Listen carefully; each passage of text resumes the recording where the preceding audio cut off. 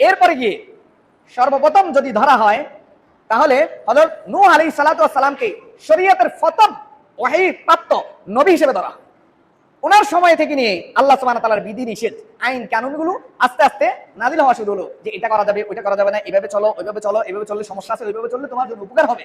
এই আইন কানুনগুলো আল্লাহ সুবহানাহু ওয়া তাআলা নবীদের মাধ্যমে সর্বপ্রথম নূহ আলাইহিস সালামকে দিয়ে মানুষদেরকে জানান, শিখানো শুরু করলেন। বল সুবহানাল্লাহ।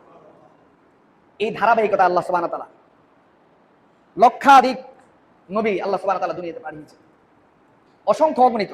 যেখানে যে সমস্যা দেখেছেন ওইখানে নবী পাঠিয়ে সমাধান করে দিয়েছেন। তাহলে আমাদের রাসূল হলেন সর্বশেষ, তিনি নবীদের খাতাম হিসেবে, চিলমোহর হিসেবে তিনি এসেছেন।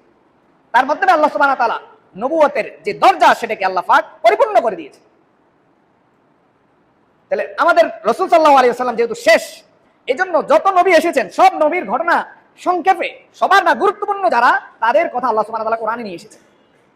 এবং তাদেরকে কি কি বিধান দিয়েছেন, কিভাবে তারা কি করেছে, তাদের সমাজ কিভাবে চালিয়েছে, তাদের উম্মতের সাথে তারা কেমন ব্যবহার করেছেন, আর উম্মত তাদেরকে কেমন আচরণ করেছিল, এবং পরিণতি তারা কি ভোগ করেছে, আল্লাহ সুবহানাহু ওয়া তাআলা কোরআনে এগুলোকে ইঙ্গিত আকারে কোথায় সবিস্তারে আল্লাহ সুবহানাহু ওয়া তাআলা আমাদেরকে জানিয়ে দিয়েছেন।